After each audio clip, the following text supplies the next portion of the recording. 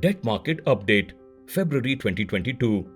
After rising 23 basis points in January 2022, the 10-year benchmark G-Sec yield spiked to approximately 6.9% during February 2022, mainly driven by significantly higher than expected market borrowings announced by central government in Union Budget for FY23.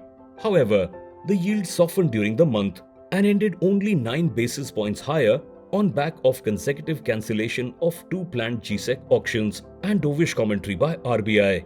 G-Sec yield movement was also impacted by rise in uncertainty on account of Russia-Ukraine war, rise in commodity prices, especially crude oil prices, high CPI and WPI, elevated inflation in advanced economies, strengthening USD, risk of sentiments towards emerging markets, rise in sovereign bond yields in advanced economies, etc. Corporate bond spreads over G-Sec narrowed on back of weak supply.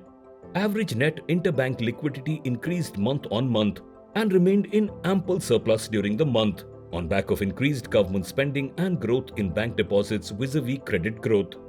FPI sold net debt worth $0.3 billion in February 2022 as against net purchase of $0.4 billion in January 2022.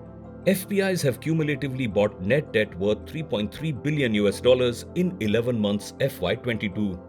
Outlook: the minutes of Monetary Policy Committee meeting released during the month were largely in line with expectations.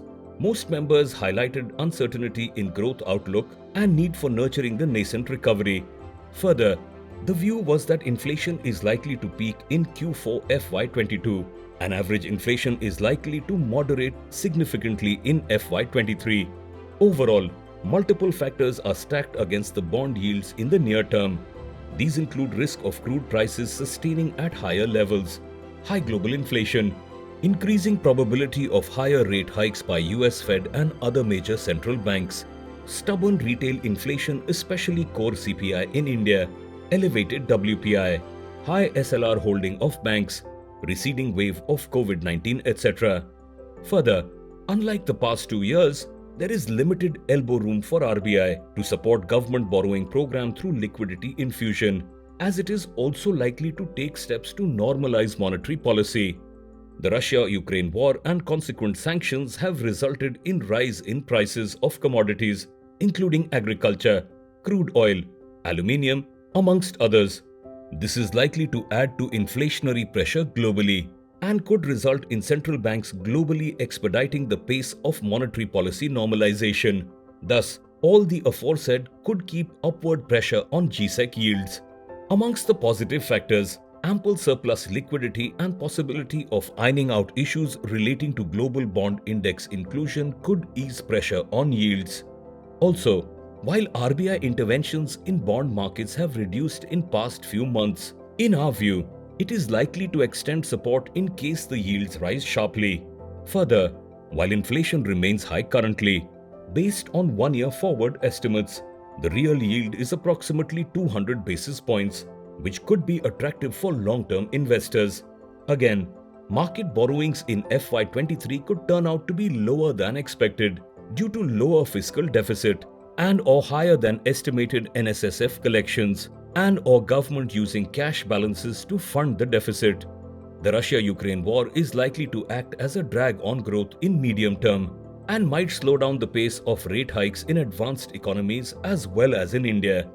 On an overall basis, we believe that yields are likely to trade with an upward bias given the demand-supply imbalance of market borrowings in FY23. Further, gradual normalization of monetary policy is also likely to push upward pressure on yields, especially at the shorter end. In view of the aforesaid and relatively steep yield curve, we continue to recommend investments in short to medium duration debt funds, possibly in a staggered manner, in line with individual risk appetite. While AAA rated corporate bond spreads has reduced significantly since last 1 year, the spread of non-AAA rated corporate bonds vis-a-vis AAA rated bonds remains higher than historical average, and thus we believe opportunities exist in select pockets of non-AAA rated bonds. Hence, allocation to credit-oriented schemes or funds with some non-AAA exposure could be maintained or increased in a phased manner, in line with individual risk appetite.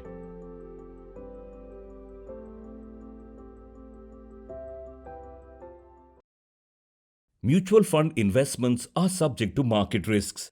Read all scheme-related documents carefully.